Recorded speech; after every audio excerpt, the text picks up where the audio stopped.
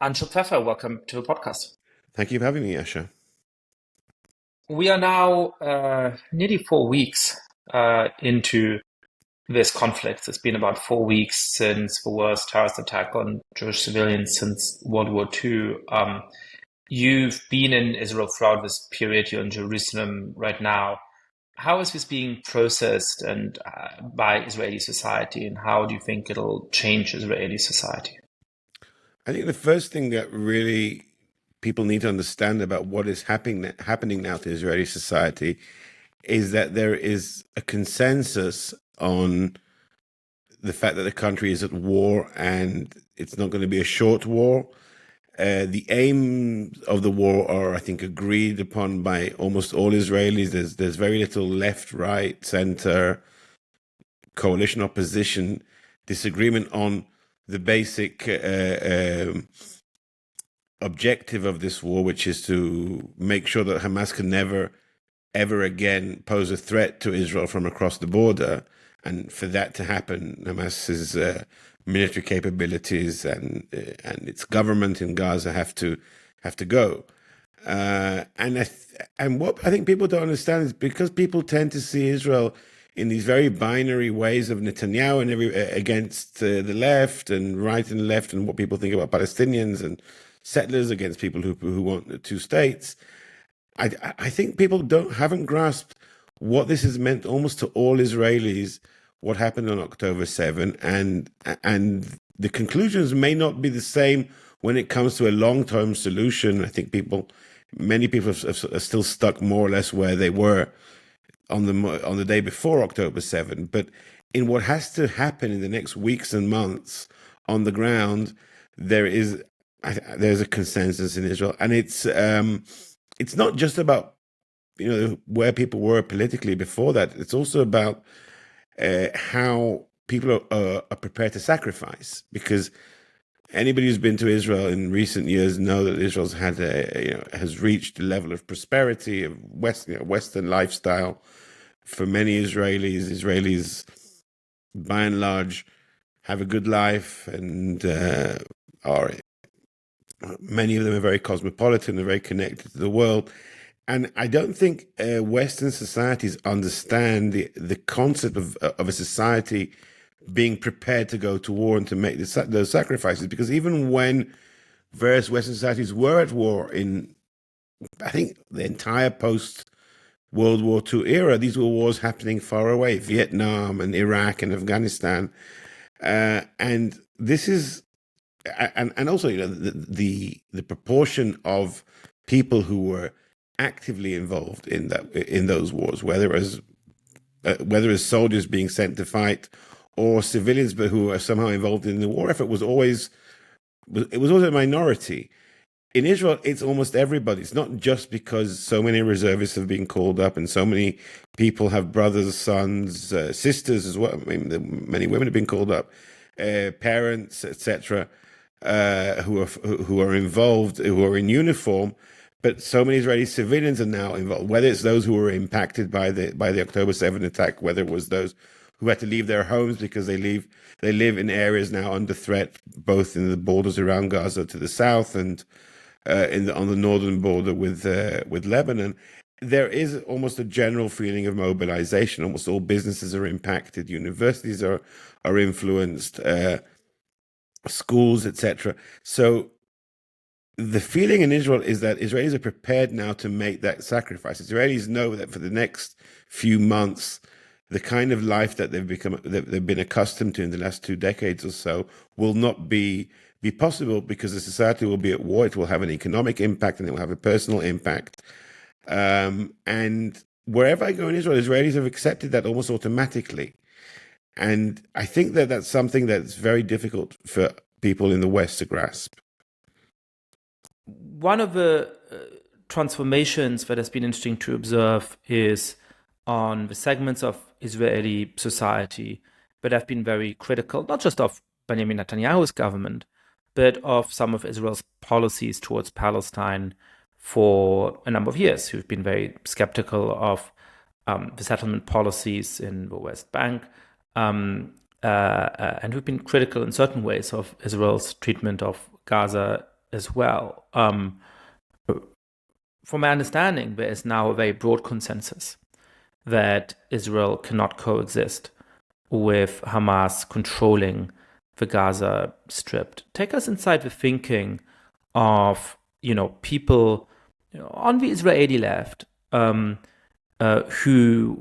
have been critical of their own government for a good number of years. How are they squaring those commitments with the horror that was perpetrated on October? One thing you really have to realize about the Israeli left is that it doesn't exist. The Israeli left is a very tiny thing. When we talk about opposition to the government, we're talking mainly about centrists, and the Israeli center is quite big. From if you go by the votes for the centrist parties in the last election, and certainly in the surveys right now, I mean, Benny Gantz's National Unity Party is by no way a left-wing party. Neither is Yair Lapid's Yesh Atid party. So and the same goes for other opposition parties. There are also there's Israel Beitenu, which is basically a right-wing opposition party to Netanyahu. So one of the things we have to kind of stop doing is talking about the Israeli left, because with the exception of some very, very small organizations, it doesn't really exist, and it's much more like in America, where most of the Democrat Party is basically a centrist party, I think, and what has defined the Israeli opposition, the Israeli center, very, very slightly leaning towards the left over the last few years, is not the Israel-Palestine issue. It's barely existed on the Israeli agenda. It's been much more about preserving or trying to preserve Israel's democratic institutions, at least within Israel, not so much about what's happening in the West Bank, where Israel's not acting like a democracy. And the opposition to Netanyahu personally, because Netanyahu has insisted on remaining prime minister. There was a short period in which he wasn't, but he tried to get back, and he managed to get back, despite being indicted for serious corruption charges. So the whole way in which Israeli politics has been ordered in the last few years is nothing like the way it was perhaps 10, 15, 20 years ago, when the main dividing issue between the political blocs was on the preferred solution, or even the need for a solution of the Israel-Palestine conflict. So now that Israel's opposition is being confronted with this, it doesn't automatically mean they need to rethink their ideas in Israel-Palestine conflict, because many of them weren't even thinking about it. And as we've seen in the last few weeks, a total shambles of a Netanyahu government in handling everything, whether it's the arguments in the war cabinet and the arguments between Netanyahu and his generals, the way Netanyahu has been criticizing openly the generals, and his proxies have been doing even more of that in his name, and the way that they've failed on the civilian relief side of this, which should be a huge national effort, and it's being mainly managed now by volunteers and local authorities because the government is so terrible. From that perspective, everything that the Israeli center or center left has been saying for the last few years is now being proven by the way the government is so ineffectual. As regards the positions that the Israeli opposition had, or the parts of the Israeli opposition who were in favor of a two-state solution, of some kind of equitable way of creating a Palestinian state side by side with Israel, I don't think that's changed either. I think that before October 7. Everyone was convinced that it wasn't something that was around the corner.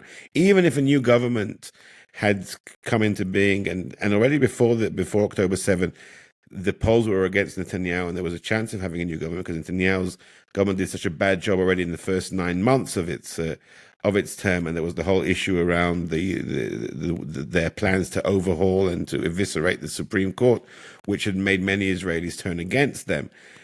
Nobody imagined, and I think nobody really had a plan of how, the moment there's a new government, we'll re-engage with the Palestinians and we'll within 6 months would have a two-state solution. I mean, let's remember, for 30 years before October 7, 2023, we've been on and off trying to solve this since the beginning of the Oslo Accords, and it hasn't really got there.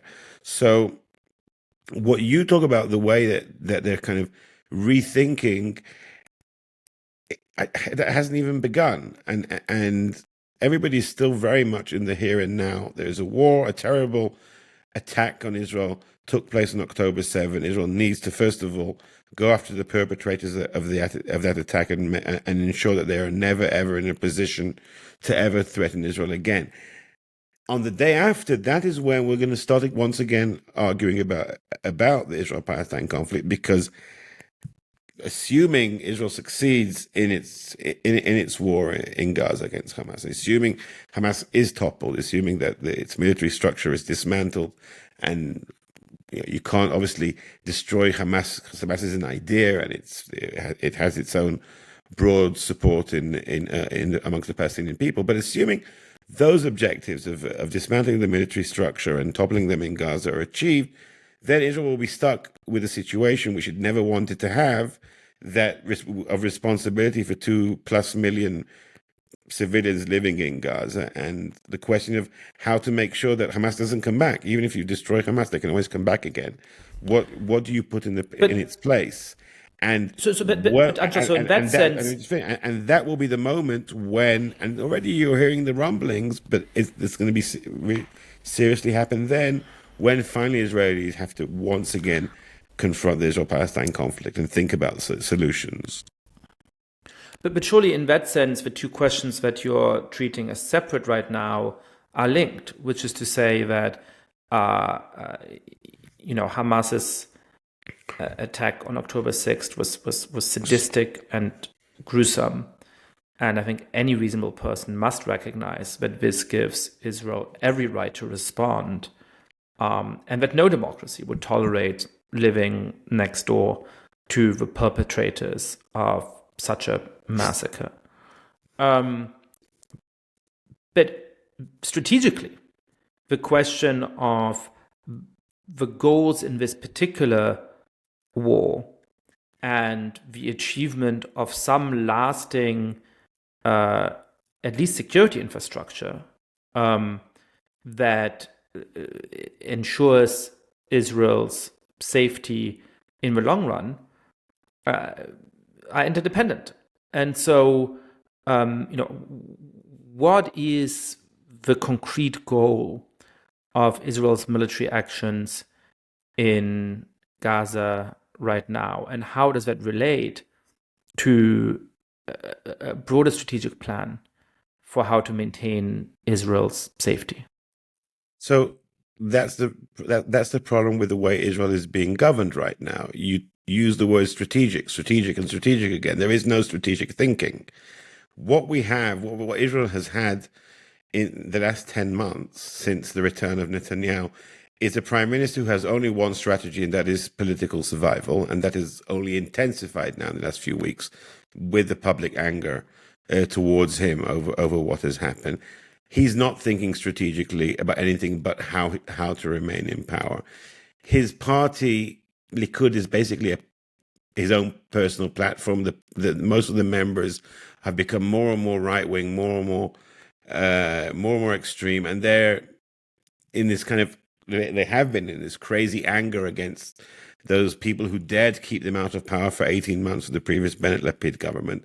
And then you have the rest of the coalition, which are far-right parties and ultra-religious parties who are focused on their own agendas.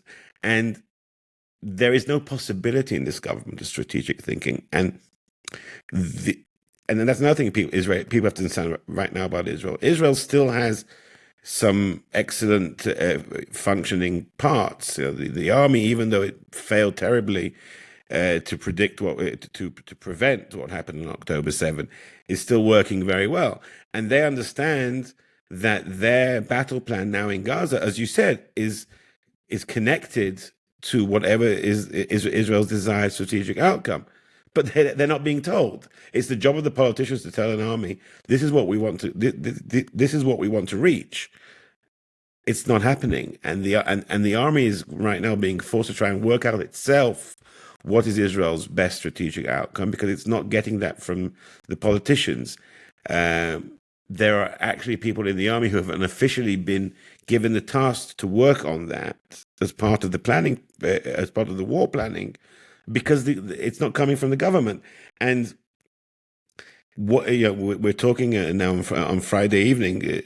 Secretary of State Antony Blinken was just here. One of the things that he said to the Israeli government when he met them was that, "What are your plans? Tell me what your plan is."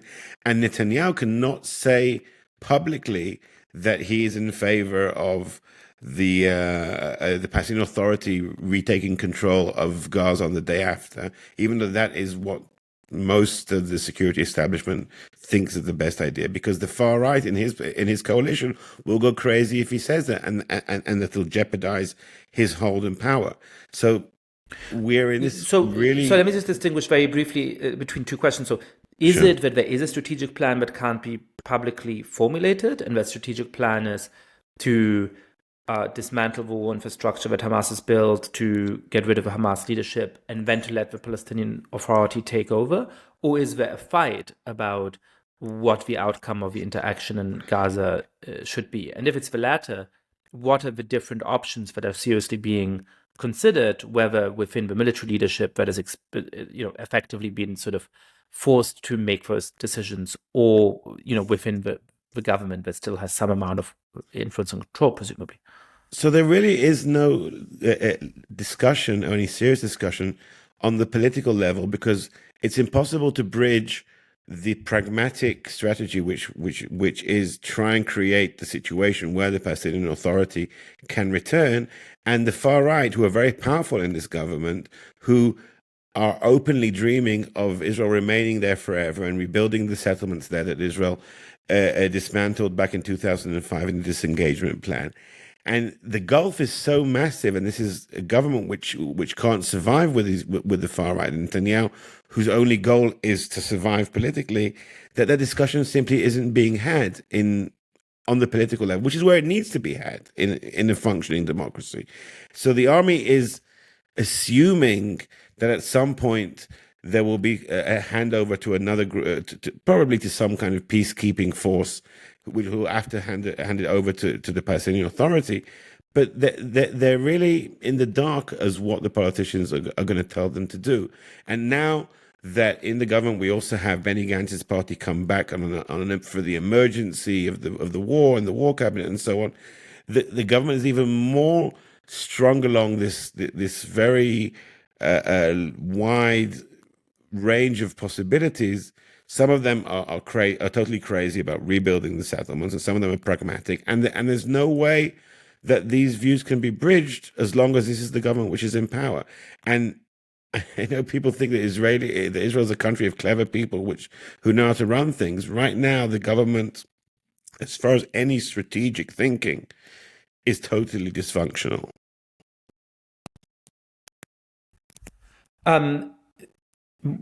If we assume for a moment the relatively limited war aims, which is to say to ensure that Hamas no longer controls the Gaza Strip, and that any future leadership can't use the infrastructure that Hamas has built up over the last 18 years to attack Israel, that presumably the tunnels underneath Israel's territory are no longer usable, that the huge arsenal of rockets that Hamas has built cannot be deployed.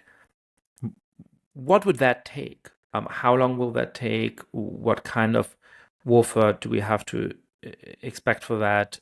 What is the outlook if that is what the government and the military settle on as the aim?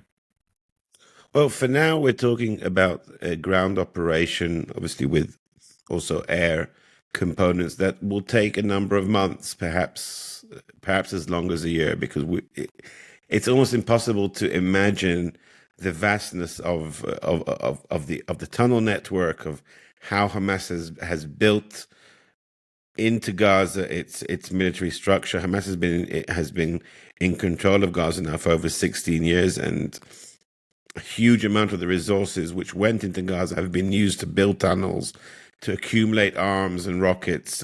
Obviously, they've had help from Iran and Hezbollah with this, but a huge amount of aid money has been siphoned off. The Hamas have had a cut from every import into Gaza, and just to go in, and first of all, they're not going to just give it up easily. There are an estimate at least 30,000 Hamas fighters ready underground to fight and to protect that infrastructure. So to go in and to go to place after place in the Gaza Strip, town after town, refugee camp, neighborhood, city after city, and to just to just destroy those capabilities, it's a matter of months. Now, Israel, I think, is capable of doing that, but only, like I say, in a months-long campaign. And the army is not for one moment saying, "Well, we can do this in a couple of weeks." So they're very clear. The generals are very clear. This is a story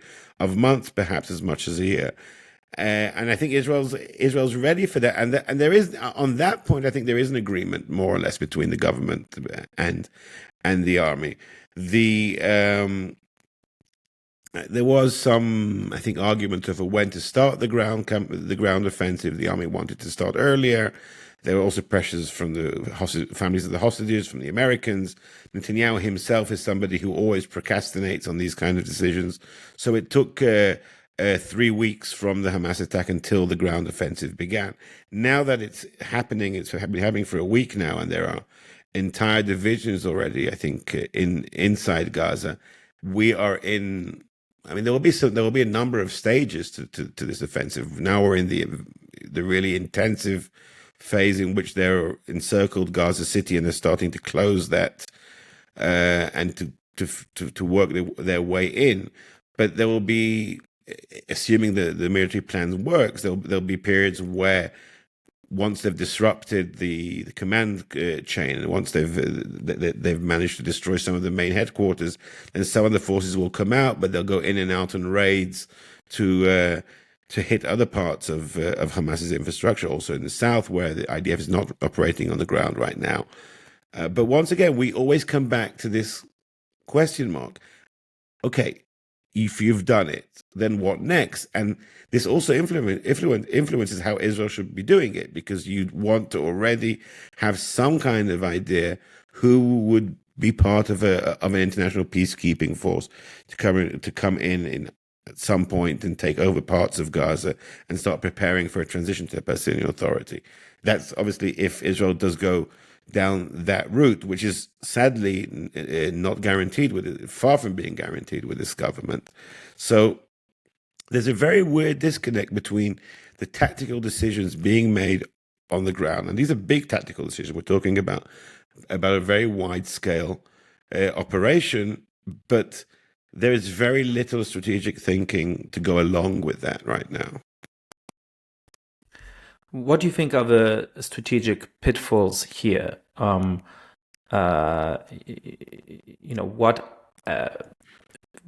war aims do you think the military or the government may be tempted to adopt in ways that will undermine Israel's security in the long run? And of course, one question here is, Israel's broader standing in opinion around the world. I think will come later in this conversation, specifically to what I think has been a very shameful set of responses on the global left, certainly the global far left. But in terms of Israel maintaining public support more broadly outside of the far left in countries like the United States or in Germany or some other key allies around the world, is there a danger that what may be strategically sensible, or what the army may decide is necessary for maximizing its safety in the short run is going to undermine the alliances that Israel needs to maintain in order to remain safe in the medium and long term? So one of the things that Israel is failing to communicate on both at an international and a regional level, is that if you were to have, if we were to have now a off-record conversation with senior leaders or officials of Egypt, Saudi, United Arab Emirates, and most of the Arab countries and the regimes in the region, and you'd ask them, do you want Israel to go into Gaza and exterminate Hamas? The answer would be emphatically yes. All these governments see Hamas, with the exception of the Qataris who believe in the Hamas Muslim Brotherhood credo and have been and still are Hamas's patrons. But in the Arab Sunni world, certainly at the level of the governments, if you could ask them quietly what they want to happen, yes, they all want Israel to get rid of Hamas. Hamas is one of the proxies of Iran. They see Hamas as a disruptive force. They see Hamas as proof that Iran can take another Sunni movement and bend it to their will, and they want to prevent that from happening. So, from their perspective, what Israel is doing is what they want to see happening. But then they have the problem with the way it's being perceived by the wider Arab world and by their own populations. It's being seen as, and this is one of the successes of the Qataris in helping Hamas through Qatari state television, which your listeners will know as Al Jazeera, of portraying this as something which Israel is doing is only doing to poor Palestinian civilians. There's not, and Hamas also are not this terror organization. If Israel could find a way to communicate that, and if Israel could find a way to coordinate better with those Arab and some of the Arab countries already have diplomatic relations with Israel, that I think would be a huge strategic advantage. And the failure to do that is, I think, one of the big pitfalls now, and that's one of the things the Americans are trying to achieve here as well.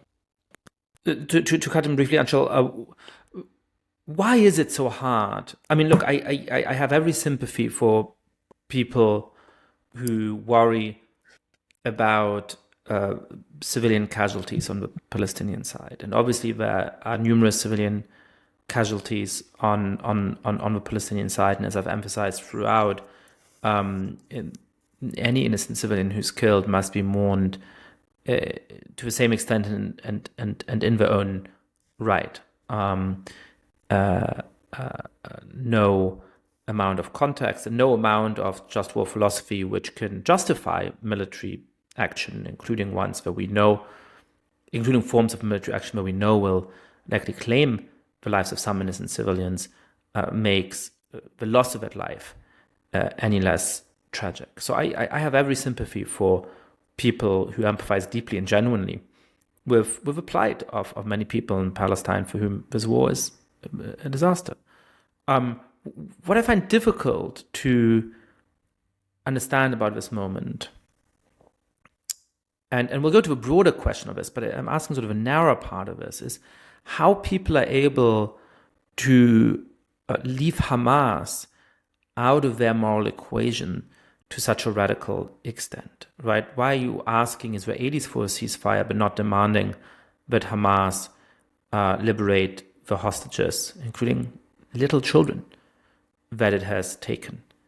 Why is there moral outrage at Israeli airstrikes, perhaps in some cases where those airstrikes aren't sufficiently targeted for understandable reasons, but nobody mentions the fact that Hamas keeps firing rockets at Israeli civilians throughout this conflict? Why is that not getting through in much of public opinion? And is there anything that Israel can do about that? I think there's it's very difficult for observers in the West, and certainly in those people that you mentioned who have sort of ignored or been blind to what Hamas has done and the need to respond to that, to see this in anything but their own black and white Western ideological frameworks, rather than understanding that this is not a conflict which fits into these neat definitions that of Western academics and to some degree the media. This is a war which is being fought also as a war between religions that cannot be ignored. And I think that the moment that Israel is in some ways a victim of its success, the fact that Israel is seen as being part of the Western world and Israelis is seen as being white, which is ridiculous because most of Israelis are from Oriental or North African origin. But this kind of dichotomy whereby Israel is part of the world, Israel are white, Israel are settler colonialists, etc. You've heard all that academic mumbo jumbo. And therefore, Israel is automatically the oppressor, and you kind of saw it in those 3 or 4 days, where most of the images, on October 7 and the 2 or 3 days after that, were of Israeli victims, and you could see an entire media class in the West not really sure how to deal with it. I mean, there have been so many rounds of warfare in Gaza, and usually the pictures are of dead babies are dead Palestinian babies. Suddenly you've got pictures of dead Israeli babies. How can you? It doesn't fit in the framework, and something doesn't fit in the framework. Instead of understanding that there's something wrong with your framework, and you have to have a more nuanced and a more complex view of things. No. This is something we can't deal with. And then 3 or 4 days later, when the Israeli airstrikes were intensifying in Gaza, then they had the pictures they were used to using, and they use it. And I think, sadly, there are things that the world find it difficult to conceive of. The type of cruelty, the way in which Hamas terrorists came through that fence on October 7 and went from kibbutz to kibbutz, inside the kibbutzim, from house to house, and shot in each house entire families, literally marked Jewish communities down for extinction. It's something that the world could not, at least part of the world that's so well-meaning and well-intentioned and enlightened part of the West can't conceive of. This is something that, from their perspective, happened in history. It happened in the Holocaust. It can't happen again. It certainly can't happen when we're so used to seeing the Israelis as these strong oppressors and the Palestinians as these victims lacking in agency. And that has, I think, led to a moral blindness. Now, obviously, some people connect this to anti-Semitism. I think there is a connection, but I don't want to say that every person who has been afflicted by this moral blindness is indeed anti-Semitic. But I think people have a problem dealing with Jews with dead Jews. Dead Jews is like an idea from the Holocaust, and even that they have a problem dealing with. But the idea that the Israelis are being targeted also because they're Jewish, and they're being targeted by somebody who, yes, maybe in terms of firepower is weaker than Israel. Yes, Israel has many times the firepower of Hamas. But the fact that this thing happened and Israel cannot allow it to ever happen again is something that they really can't grasp, because you're stronger, you're the oppressors, you're the colonialists, and okay, yeah, what Hamas did was wrong, but it doesn't change the way we see things. And people don't really question their concepts too much.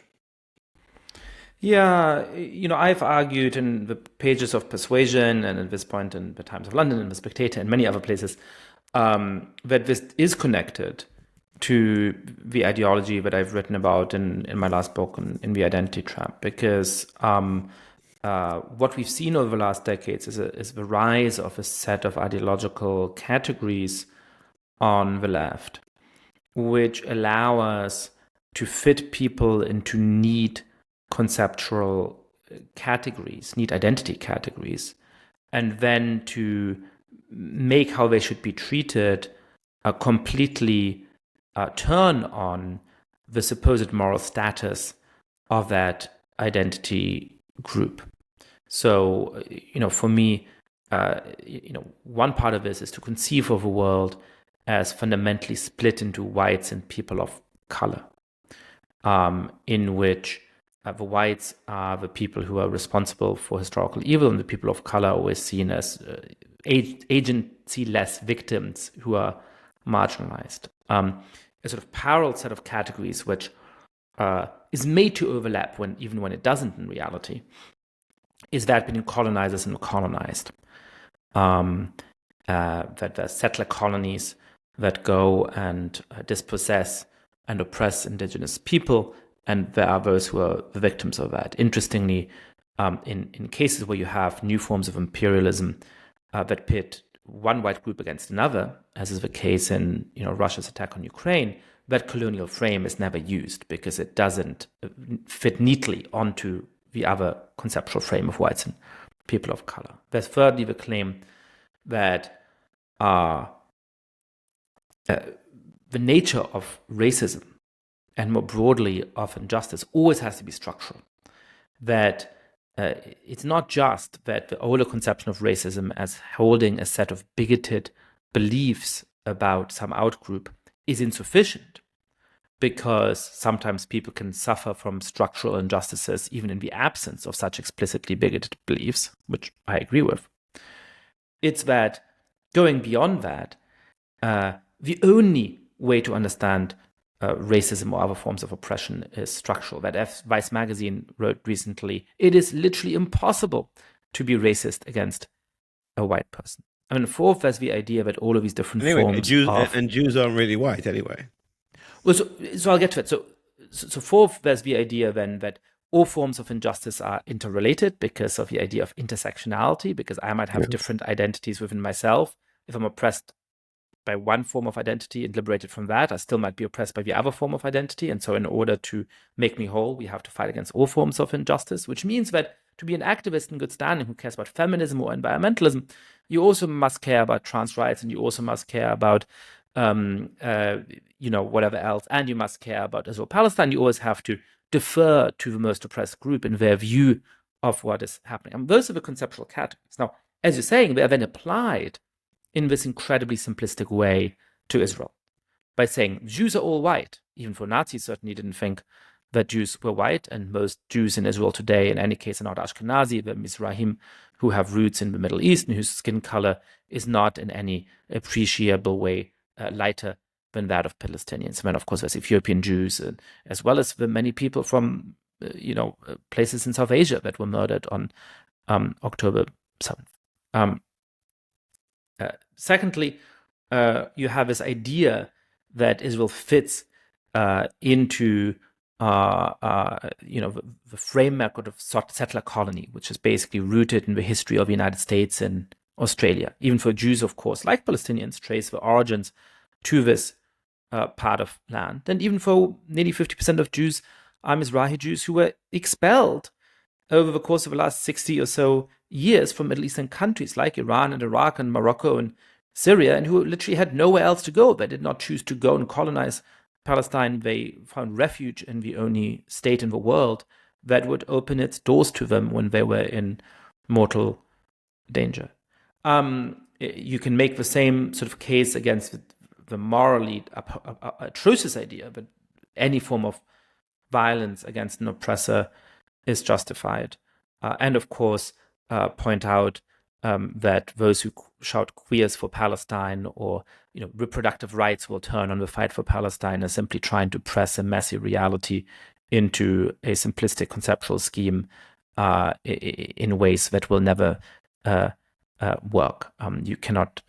You can blind yourself to the world, but you can never beat reality into submission sufficiently for that simplistic view to work. So anyway, I've been making that argument. I wanted to say it out loud on the podcast. But what you're making me think is that there's another thing to all of this. I know there's a very long bow here. And that's that part of it is simply an inability by people who may not have embraced this ideology, who may be much more standard, old-fashioned liberals or lefties or even moderate conservatives, to reckon with the fact that the moral categories of some people in the world, like Islamist terror organizations such as Hamas, are just radically different from ours. They insist on seeing the world through our conceptual terms, through the kind of moral sentiments that you're encouraged to have in a liberal democracy. And so they cannot recognize the nature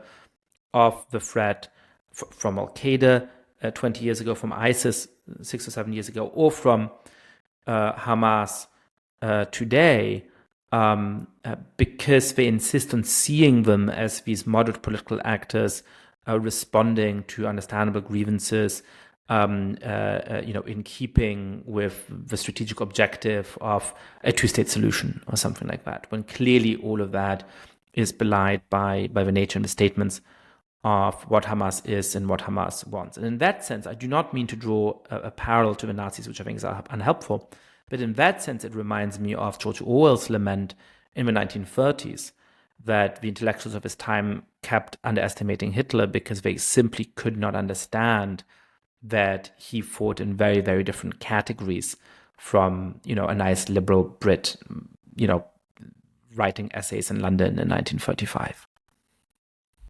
I mean, yeah, one of the frameworks that is totally lacking, I think, in the West is the understanding of religious wars, and the idea that a war or an ongoing conflict can be based on things which are not just this kind of dichotomy of oppressor and white against color and so on, but there are other things beyond race that can be at the base of a conflict. It's just something that they can't understand. And I've been saying this for years, because I've covered over the years a lot of time religious issues, and to me, when I look at the Israel-Palestine conflict, this has a number of aspects to it which are much more important than the racial aspect. And I don't even think there is a really racial aspect, in the sense that it's hard to see Jews and Palestinians as being different races. Even they're not. There isn't the Nazis thought there was a Jewish race. There isn't such a thing as a Jewish race, really. And the main motives here is and two nations who have historic claims to the same land, and B, the fact that some of the very strong motivations, and even though the fact that the original Zionists were not very religious, and parts of the PLO were Marxists and so on, but ultimately there is a very strong religious element to this, certainly when it comes to Hamas, and certainly when it comes to the current Israeli government. So to look at this through this framework, this very narrow categorization of of racial oppression, is to look at it simply through the wrong lenses, and that's why so many of the reactions are so warped and so morally blind, because they simply cannot see what really is happening here, and it's nothing to do with the fact of how much Israel is right and how much Hamas and the Palestinians are wrong. It's simply about what are the terms of reference for this conflict, and they simply don't exist in much of the media, and certainly in Western academia, to really analyze and to understand what's happening, what's been happening here for so many years. I know it's somewhat surprising to ask somebody who's currently in Jerusalem to speculate on this, but as a Jew who has roots in Britain and who knows Europe well, how do you think this is going to affect Jewish life outside of Israel over the coming decades? Jews in the diaspora, certainly in Europe, have always been, in the post-Holocaust era, have always been treated, I think, by other Jews, by Israeli Jews and by American Jews, as like slightly weirdos. Like, what are you still doing there? This is the place this is the continent which tried to get rid of you, and you're still living there. And as a European, okay, I'm British, so for me it's slightly easier, because Britain was never conquered by the Nazis and was never ruled by the fascists. But I've always felt a very, very strong sense of pride as a European Jew. I think that my grandparents, after the war, from my mother's side, emigrated to Italy and lived there for 60 years and raised their family there. And for me, with all the problematic history of Italy as being the first fascist country, to me, I can see Italy also as being a haven. And I've been to Germany and Austria and spent time with Jewish communities there, and I don't think they needed to feel that they couldn't live there anymore because of what had happened in the Holocaust. And I think that in many places there have been success stories of renewal of Jewish life, more recently in Eastern Europe as well. And even when there were murderous attacks against Jews, with Al Qaeda and ISIS in the previous decade in France and Belgium and in Denmark, and other attacks that took place in other periods, I don't think there was a feeling that we can't live here because we're regarded as second-rate citizens. We're regarded as being different.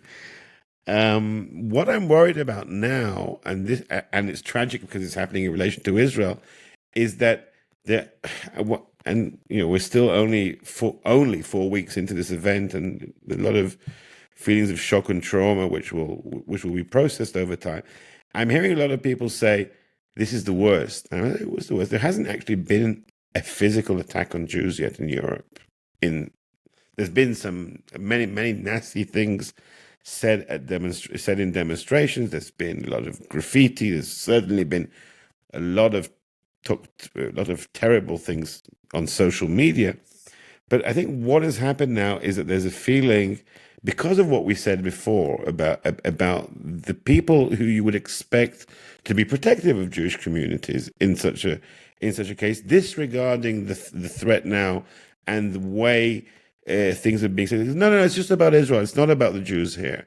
And what they fail to understand is that, first of all, part of the Jews' security in Europe is bound up in the existence of Israel, and we can never go and say, well, what would have happened if Israel hadn't been established? What would that have meant for Jewish life in Europe?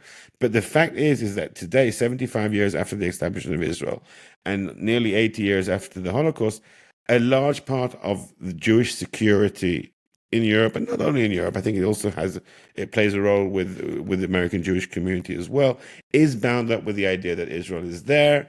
They don't necessarily have to emigrate here, but it's sort of it's an insurance policy, and it's a sense of pride. And even though the majority of diaspora Jews are very critical of the Netanyahu government, and many of them are, and a higher proportion of them, I think, from every poll we've ever seen, are in favor of a two-state solution than in Israel itself. That feeling, I think, it's not universal, because we see people who don't. We see Jews who are very anti-Israel, but the very broad Jewish community, and even individuals who are not in the community, have not just a feeling of solidarity with Israel, but a feeling that it's part of their sense of security. And now they're being told, no, this is a terrible place. They're committing a genocide, and you really shouldn't support Israel. Yes, we're not. I mean, obviously, none of these people on the left are saying we're anti-Semites. Heaven forbid, they would never imagine in their lifetimes being anti-Semites. And we saw that with Jeremy Corbyn. He said, I don't have an anti-Semitic bone in my body, and all that bullshit. It doesn't matter. This is creating a sense of deep insecurity for Jews, because they feel that they have to either disavow Israel or basically be seen as those who are supporting a genocide. And that's an impossible choice for them to have. And you asked me about Europe, but I think in some parts of America, certainly in some of the better educated, progressive parts of America, I think some Jews are beginning to feel the same as well.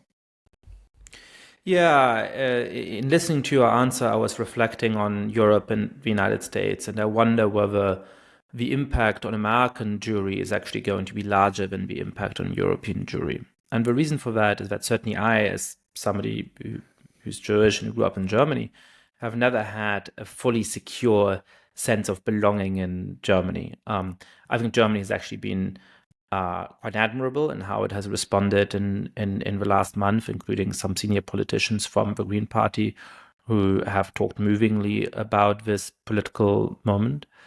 But if you are a Jew in the country that perpetrated the Holocaust, the question of how and whether you belong is one you can't ever entirely escape. And I think for different reasons in places like France and so on, a lot of Jews have felt an uncertainty of full belonging as well. So this moment may be a particular bad instance of it. It certainly is going to intensify those fears, but it's not actually a break. It's a continuation, perhaps the intensification of something that was true before.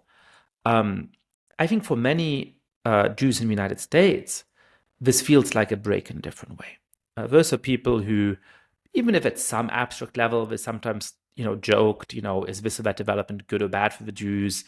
Should we be concerned about this or that? I think most American Jews at a very profound level felt at home in the United States and assumed quite unquestioningly that the institutions of American life would have their back.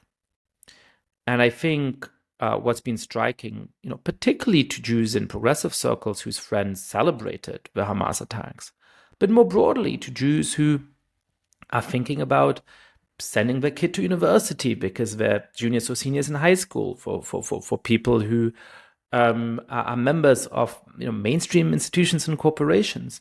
They see that these institutions have become incredibly sensitive to any perceived microaggression over the last 10 years. They've seen, extremely strong reaction to any form of actual racism or just, implicit form of bias, or simply, when somebody expressed themselves poorly, clearly with no ill intent, and that had very severe consequences. And now they're seeing those same institutions, the DEI departments of universities, being unwilling to condemn the worst slaughter of Jews since World War II, making excuses for students who violently confront Jewish students at universities. And I think that is leading to a profound shock. And I wonder whether one way, and I'm really just thinking through this right as I'm talking, but I wonder whether one way of thinking about this is this sort of Europeanization of American Jewry, where American Jews are going to start feeling the way that European Jews have felt in the last decades for that reason, whether rightly or whether that's an overreaction. I mean, you're at the end of the day, America is not just the universities, and I know that you focus a lot on that, and you're an academic, so it's important. And I certainly wouldn't like to be an American Jew with kids now at college, at least some of the colleges. But at the same time, there is also an incredible response from the Biden administration, which I think so far has been handling this excellently. And I know that many Israelis felt 2 weeks ago when Joe Biden arrived here that finally there was a responsible leader in the country, because we're certainly not seeing that from Israeli leadership. And so I think that it's much more difficult right now for Americans to American Jews to process what's happening, because they're seeing on the one hand their president and their administration acting in such an admirable way, and on the other hand, and especially these people who voted, as most, about 2/3 of American Jews did, who voted for this president, and therefore also would be more aligned with those parts of society which are closer to the academia and to colleges as well. So I think for them, there's really very much a very strong dissonance right now, which, as I said, we're still at the beginning of this. They're going to have to process it, and something similar is happening now. And now, I said at the beginning that I was thinking as the Israeli left, but it was obviously a slight exaggeration. But what is the Israeli left has also been in a very difficult position in the last few weeks, because so many of the people that they thought were their allies in America, their friends and colleagues and people who they've been on seminars and worked together on the same projects and so on, suddenly you expect these people to have some sympathy for you and to just call you up and say, "Are you okay? There's a war in your country. We're thinking of you. We hope you're okay." And I myself have felt that towards so many people. You look through your contact list. That person didn't talk to me. That person didn't. And then you go and look at their social media feeds, and you say, he or she have tweeted a lot of pictures of dead people in Gaza in the last few weeks. You scroll down and you get to October 7, 8, 9. You see, they didn't tweet anything October 7, 8, 9. And one should never be obsessed with somebody else's Twitter feed, but you kind of see that there were people who just couldn't process what was happening on October 7, 8, 9, and were silent. And then when sort of normal service resumed in Gaza, then they kind of returned to social media. And that makes you feel that people that you liked and people that you thought you had things in common with them simply can't be trusted anymore. So, this is on a personal level for many Israelis on the left, and I think it's on the same level for many Jews living in Europe and living in the United States. And suddenly we're looking at friends and colleagues and saying, why is it so difficult for you to just express the most basic human sympathy for what my relatives or my friends who are in Israel are going through? And the fact that right now, down the road, if we're living in London or if we're living in New York or Washington, there are 100,000 people marching for Palestine, but we're hearing a lot of people shouting there, as we saw in Sydney, "Gas the Jews," or we saw in other places Khaybar, which is the historic massacre of Jews by Muhammad and his followers. These things are not being seen by the people who are so quick to see every other threat and an attack on any other minority group. There's one minority group that somehow they don't treat like a minority group, and that's being felt now, I think, wherever Jews are. Anshel, returning to Israel for a final question, what are your hopes and what are your fears for what the next, perhaps not months, which certainly are going to be hard and brutal, but the next 3 or 5 or 10 years might bring? Well, this has been it is still continuing, and everything that's happened since October 7 has been a pivotal moment in Israeli history, and it could go in different ways, and it'll take time before we see whether Israel will be able to, first of all, effectively carry out the military operations it has to carry out, because there are perpetrators, and there is a similar issue happening on the northern border. The fact that Hezbollah are firing missiles but haven't yet invaded or tried to do what Hamas did can't change the fact that Hezbollah is basically the template on which Hamas was built. So there is now a necessity to try and change the security situation both in Gaza and on Israel's border with Lebanon. So there's a period now in which it will be mainly a military issue, and obviously, if you live in a country at war, you want your country to prevail. You don't want your country to lose in the war. You want your country to achieve what it needs to do and to emerge stronger and to restore its deterrence against its enemies. So that's the next few months. But then there'll be really the question: where does Israel go from here? This is the end of the Netanyahu era, and luckily we haven't spoken about him too much. I'm very grateful, because almost all the interviews, people just want to talk about Bibi. So thank you for not doing that, Yascha. But it's an end of an era, because Netanyahu has been such a dominating figure, and everybody's been so invested in him, whether his supporters or those who oppose him, because everything's been about him. And he will be gone, whether it'll take weeks, months, or years, but this is the end of his era. And then Israelis need to start asking themselves, okay, what are our main issues and how do we solve? We could have been having this conversation a month ago, before October 7, and I would still have said to you, Israel is at a point in its history where it needs to work out its biggest issues. It needs to work out its questions of religion and state, What kind of a democracy is it? What role does Judaism and Orthodox Judaism have in its role? And we have a growing ultra-Orthodox community. How are they integrated into society? How does Israel, within its own population, work out its relationship with the 20% of the society who are non-Jews? Many of them identify as Palestinians. And then how does Israel work things out with the Palestinians who are living on its borders or in the West Bank and Gaza and so on? These are the issues that Israel hasn't dealt with for a number of years now, partly because we've been gripped by this really stupid but sadly irresistible political drama all around one man. Now, this man has now failed, and what was happening in Gaza was partly his doctrine of allowing Hamas to be in control there, to split the Palestinian leadership. Now that this terrible, tragic, awful end of the Netanyahu era is upon us, this is when Israel has to ask these very difficult questions.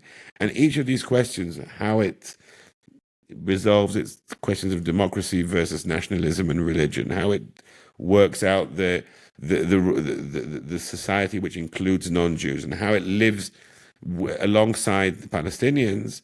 Those are the key questions which will define Israel's future, but they can only seriously be dealt with when this war is over and when we've released ourselves of this terrible government. There'll still be far-right parties, there'll still be Likud, but this angry coalition that they've built, I hope will not be around after Netanyahu. There'll still be right-wing governments and parties, but I think Israelis will be able to have a better conversation and confront these questions. And I hope the answers and the solutions will be the right ones. But the big questions on Israel's future aren't being asked right now on the battlefield.